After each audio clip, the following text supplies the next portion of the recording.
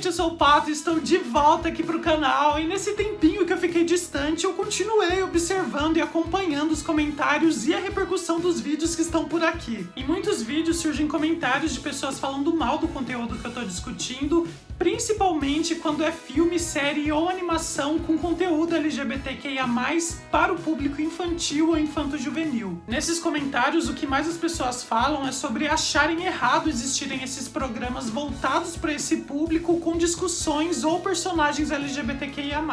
Alguns deles falam que isso pode influenciar as crianças e os jovens a se tornarem LGBTs, e outros falam que esse tipo de tema não pode estar nesses programas. E sempre que eu tiro um tempo para responder ou debater com essas pessoas, a conversa sempre acaba no deixe nossas crianças em paz. Então eu resolvi fazer esse vídeo para conversar da forma mais respeitosa possível, colocando alguns pontos e a minha vivência como um homem gay que cresceu assistindo filme, série e muita animação, e nenhuma delas tinha conteúdo LGBTQ+. Então já deixa um like para mostrar pro YouTube que esse vídeo é relevante, se inscreve aqui no canal quem ainda não é inscrito e aproveita e já compartilha esse vídeo com aquela pessoa que você acha que pode ter um debate saudável sobre o assunto. É interessante a gente começar a analisar em todo o conteúdo que as crianças e os jovens assistem e dentro desse conteúdo quais são os temas que fazem as pessoas se indignarem. As crianças crescem vendo filmes e desenhos violentos com muita agressão e muitos elementos que são nocivos para a idade. Os adolescentes assistem batalhas sangrentas ou então comédias que têm piadas bem grosseiras e poucos pais a gente vê se incomodar com esse conteúdo. Mas quando acontece um beijo entre duas pessoas do mesmo gênero ou o simples fato de existir uma pessoa LGBT dentro da história, já é suficiente para os pais ficarem bastante indignados. Um bom exemplo disso é a série de animação da Netflix Contos de Arcádia, que tem até vídeo aqui no canal falando sobre ela, onde a série é repleta de batalhas e guerras entre trolls, magos, guerreiros, e isso em nenhum momento foi problema para os pais que deixavam os filhos assistirem a série. Mas numa cena muito rápida, num dos episódios da saga Os Três lá embaixo, acontece o beijo entre duas meninas. Essa cena é, assim, irrelevante para a história, as personagens nem têm uma trama dentro da série,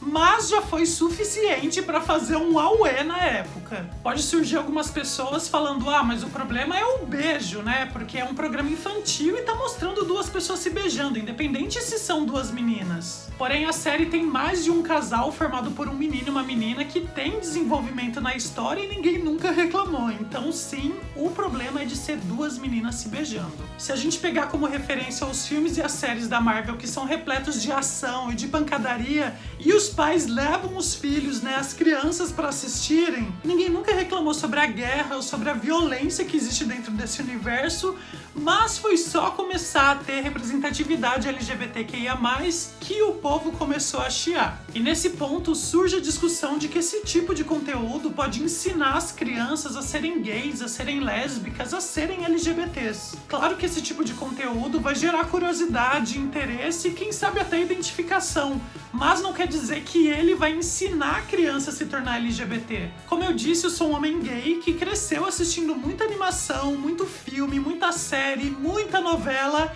e em todos esses programas tinham apenas personagens heterossexuais. E todo esse conteúdo que eu assisti não me ensinou a ser hétero. O que me afetou por assistir por tanto tempo relacionamentos heterossexuais é que demorou muito mais para me descobrir como um homem gay. Não tinha nada que eu assistisse que me trouxesse algum tipo de identificação com relação à minha orientação sexual. Meu desenho favorito quando eu era criança era o Doug, que gerava maior identificação em mim. Inicialmente eu assistia ele lá na TV Cultura, quando ainda era da Nickelodeon, e depois eu comecei a assistir no SBT também, quando foi pra Disney, e eu adorava o Doug porque ele era esse menino criativo que gostava de desenhar, de fazer história em quadrinhos, igual eu gostava de fazer também, e ele tinha um diário onde ele escrevia as coisas que aconteciam na vida dele, e eu também tinha um diário, então eu falava, gente, sou eu, o Doug, e ele tinha uma paixão platônica por uma menina, a Patty Maionese, que nunca chegou a se tornar um relacionamento. E eu achava ótimo isso no Doug, porque assim como ele, eu podia ter a minha Patty Maionese, sabe? Esse amor inalcançável, esse amor platônico por alguém que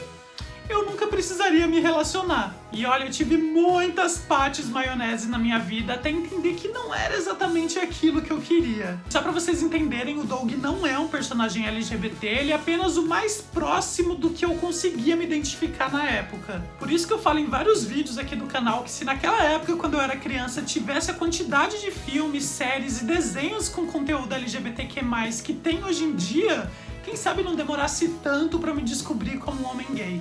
O máximo de referência que eu tinha quando era criança era algum personagem cômico estereotipado que só servia pra deboche ou pra eu sofrer bullying pelos meus coleguinhas, como por exemplo o seu peru da escolinha do professor Raimundo. Quando meus amiguinhos me viam agindo um pouco diferente, um pouco mais afeminado, eles não tinham outra comparação. Então trazer representação LGBTQ+, dentro de programas para crianças e adolescentes, além de gerar uma identificação com quem está se descobrindo dentro da comunidade, também pode mostrar para quem não faz parte que existe essa diversidade. O argumento que muitas pessoas dão com relação a esse tema é o fato das crianças serem novas demais para serem introduzidas nisso. Porém, a diversidade existe e a gente é constantemente confrontada com ela na sociedade. Muitas crianças na idade pré-primária que têm pais héteros podem ir para a escolinha e ter um amiguinho ou uma amiguinha que tem duas mães, que tem dois pais. E tem desenhos para crianças dessa idade que estão introduzindo alguns personagens que têm dois pais ou duas mães, e isso é ótimo para normalizar isso. Tem uma animação da Netflix que é bem pro público dessa idade, que chama Ridley Jones, a Guardiã do Museu,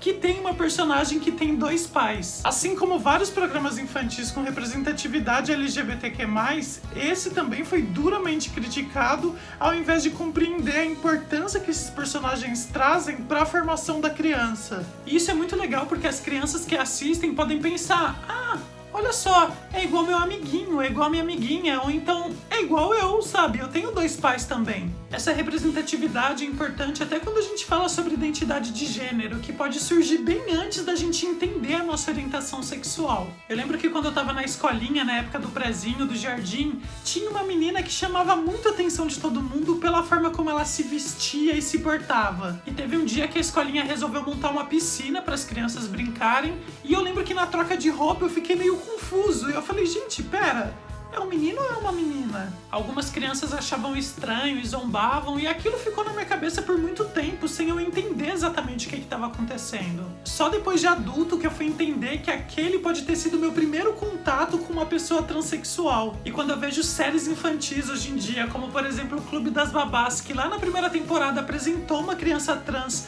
sendo interpretado por uma atriz trans, eu penso: gente, como seria legal se naquela época eu tivesse tido essa referência? E como seria legal também para aquela criança que estava comigo na escolinha se ela tivesse um personagem que ela pudesse se identificar. Em muitos casos as pessoas falam que esse tipo de conteúdo vai sexualizar as crianças, o que não é verdade. Em nenhum programa infantil com conteúdo LGBTQIA+, que eu assisti, eu vi qualquer tipo de insinuação sexual. Todos eles são feitos e pensados exatamente para a idade de quem consome o produto. Se o programa é para a idade pré-escolar, você não vai ver os personagens infantis se relacionando. Você vai ver que eles podem ter dois pais, que eles podem ter duas mães, que eles podem ter um pai e uma mãe. Se o programa é para um público pré-adolescente, pode ser que tenha um namorico entre dois meninos, entre duas meninas, da mesma forma que tem entre um menino e uma menina. Mas isso tá bem longe de ser algo relacionado a sexo, como muitas pessoas pensam. Um ótimo exemplo disso é The Owl House do Disney Channel, que é uma das animações que eu mais falo aqui no canal,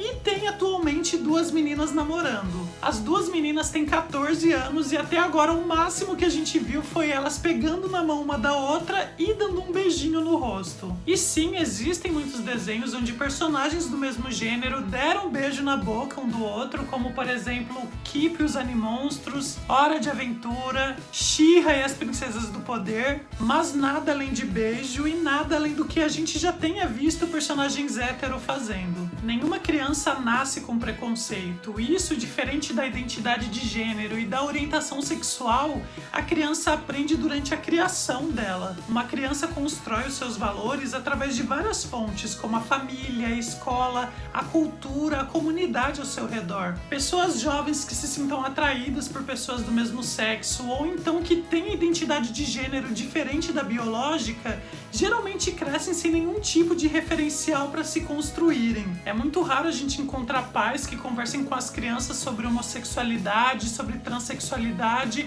ou mesmo escolas que abordem esses temas. Isso contribui para que muitas crianças e jovens se sintam culpados por serem quem eles são sem eles terem feito nada de errado. Além da violência física que a comunidade LGBTQ+ sofre, existe também a violência psicológica. O grupo com maior índice de suicídios registrados é justamente formado por jovens gays e trans. Então é muito importante dar a essas pessoas a possibilidade delas se identificarem, delas verem que tudo bem ser como elas são. Em muitos desses comentários que eu falei no início do vídeo, tem algumas pessoas falando: que bom saber desse programa, porque daí eu não mostro pro meu filho. Bom que eu já passo bem longe. Mas omitir representatividade ou citações LGBTs não vai mudar a sexualidade ou a identidade de gênero da pessoa. Se a pessoa de fato for LGBT, só vai fazer com que ela se sinta por mais tempo infeliz e incompleta. Em muitos casos, a pessoa que não vive a sua real orientação sexual ou identidade de gênero acaba tendo uma vida dupla, fazendo isso escondido, ou então se torna alguém agressivo ou até mesmo LGBTfóbico. A ideia de ter representatividade LGBTQIA+, em séries, filmes e animações não é transformar ninguém em LGBT. Se você se considera hétero e quer se relacionar com alguém do sexo oposto, você vai continuar fazendo isso. Ninguém pretende que essas séries, filmes ou animações transformem uma criança em LGBT, e sim fazer com que ela se sinta representada caso ela seja, e caso ela não seja, que ela aprenda a respeitar as diferenças